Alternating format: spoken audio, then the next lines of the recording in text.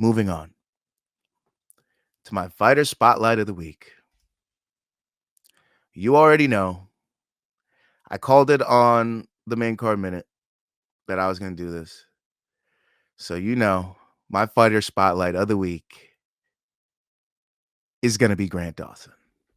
Grant Dawson, what a win. You should have been the co-main event spot, my friend. You main evented recently, I believe, right? Didn't he main event? Am I talking crazy? Yeah, he main evented. He lost in the main event, but he main evented and then got a nice big win over Joe Solecki after that at UFC 302. So I thought he would have been co-main for this over Brad Tavares and over who's the other fight? Chitty? Yeah, and over Chitty Bang. I thought he would have, but hey, not a bad spot. Second fight after opening the card up, getting people warmed up. And he did get the lone finish of the card. Grant Dawson, TKOs by elbows and punches in round 2, the time being 1 minute and 42 seconds. Grant Dawson, big win. Finished the guy that's never been finished before. Big win. Grant Dawson. Let's go over his career real quick.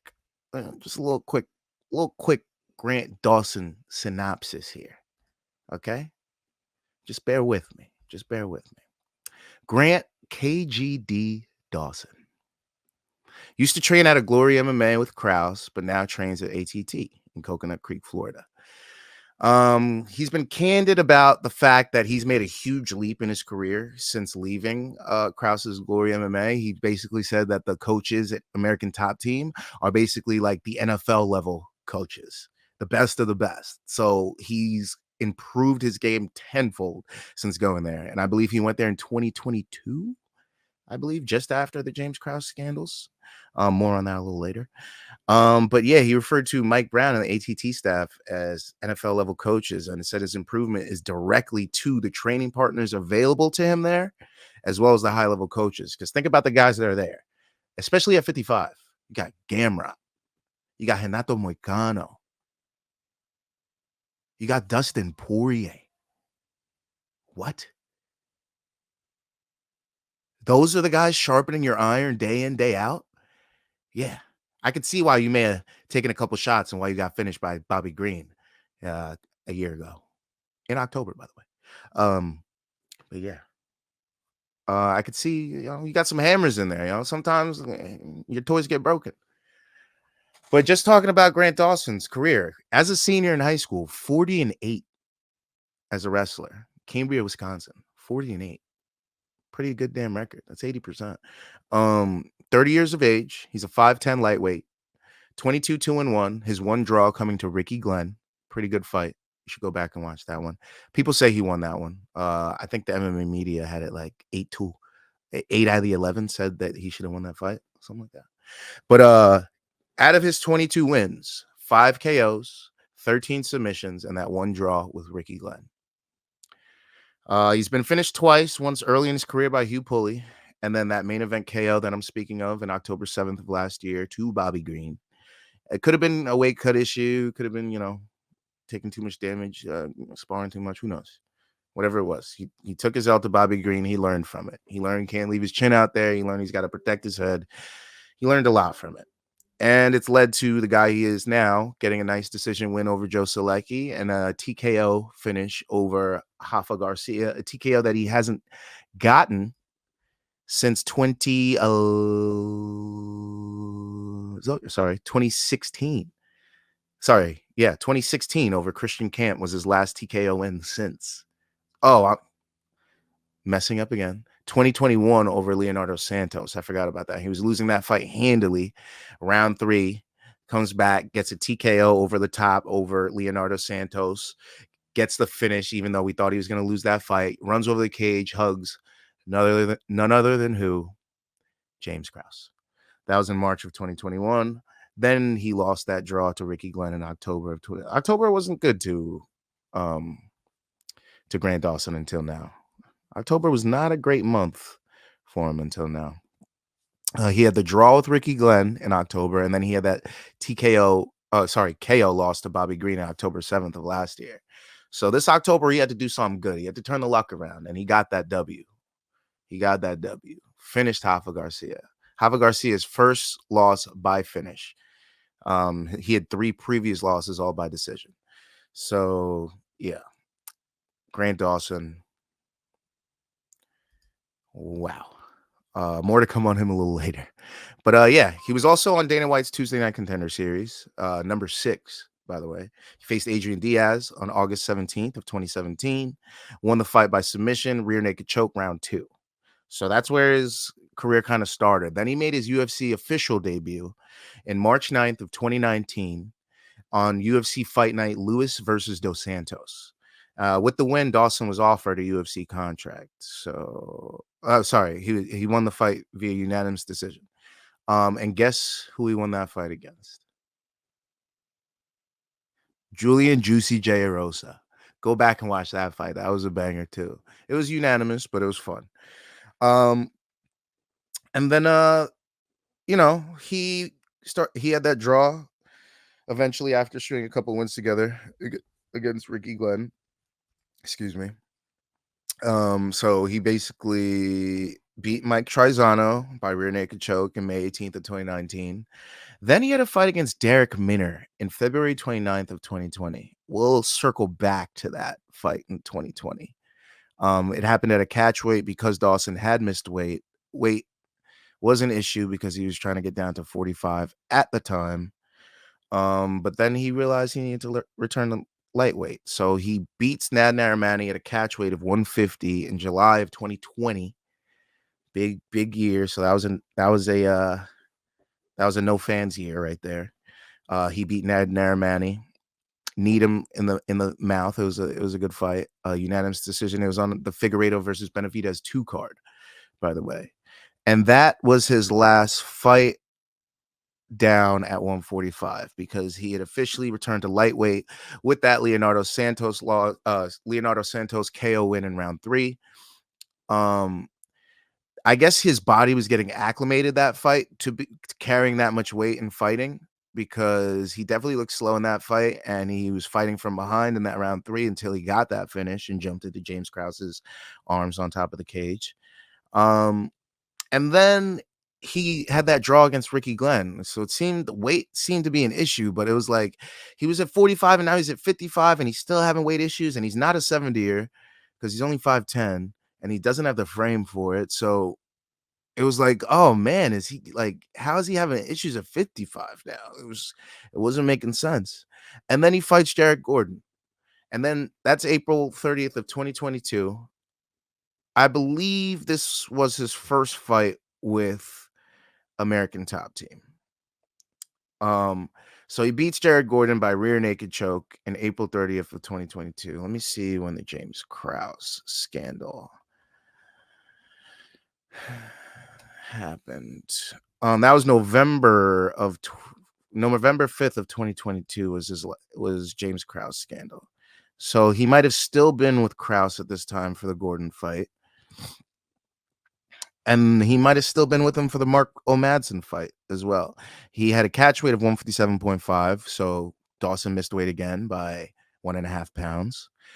And ends up beating Mark Madsen by rear naked choke, even though he missed weight, so he probably couldn't make it down to 55 anymore. This is the point at which he switched camps completely. So definitely after November 5th, 2022, I should stop saying so much. It's pissing me off. I can hear it. He switches over to American Top Team, takes a fight against Damir Ismagulov, wins the fight by unanimous decision in July 1st of 2023. UFC decides to fast track him at that point because Ismagulov was getting a couple good wins at the point, and he had a nice nope, he lost to Arman Saryukian. But it was a unanimous decision. He didn't get finished by him, and he beat Kuram Kutateladze, Rafael Alves, Thiago Moises, Joe Alvarez before that, so he was hot. And then Arman Saryukin and Grant Dawson both beat him. So now they're looking at Grant Dawson like, oh, you're like in Arman range? We could fast track you to top 5 status, top 15 guys. We could just throw at you. So they throw him Bobby Green. And this is where he takes his first tumble. He maybe the weight issue came back up. Maybe something else. Maybe Bobby just caught him with a good shot. Bobby was streaking at the time. But October 7th, 2023, he takes a KO loss to Bobby Green in the very first round, 33 seconds in. It's not looking good for Grant Dawson. Now we're hearing chippers of he's chinny. He doesn't have what it takes to be at the top. Blah, blah, blah. He gets a fight against Joe Selecki on a premier card at UFC 302. Not a main carder. They put him on the prelims, but not the early prelims. They put him on the prelims. Not the first fight, but the second fight. And he gets a unanimous decision win back to his Grant Dawson mode. So now we're thinking Grant Dawson has what it takes. Let's give him another guy. Let's give him Rafa Garcia, a very well-tested guy. Nobody finishes him. He's beaten Nasrat Haqparast. Sorry, he lost to Nasrat Haqparast. But he's beaten Natan Levy. He's beaten Clay Guida. He's beaten Hayase Mahashate. He's beaten all these good guys. He didn't get finished by Drakkar Klose. He didn't get finished by Gertzmacher. He didn't get finished by Haqparast. So, before he ran into those guys, he was undefeated. Let's give him Grant Dawson. And what does Grant Dawson do? He goes out there and finishes the guy that hasn't been finished with TKOs by elbows and punches, something he hasn't done in 3 years since he was last at 45/55. First time going to 55.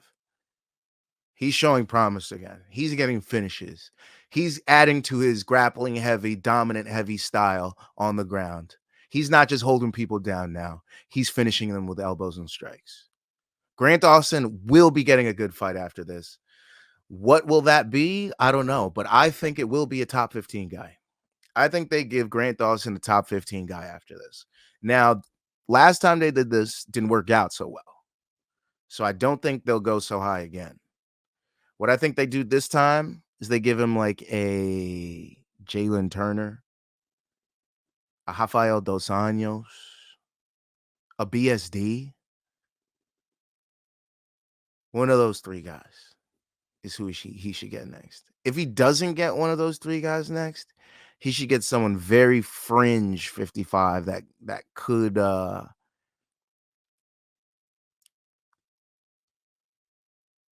fare very well. Speaking of fair, what about Farazim? He just knocked out Matt Favola. He's right on the edge of top 15. I'd like that fight. Yeah. Yeah, give me that fight. Give me Grant Dawson Farazim, striker versus grappler. We'll see if Grant Dawson can hold him down, beat him up, or if Farazim can stay on the feet and make the fight interesting. I like that. I feel like that's a good next fight if he doesn't get a top 15.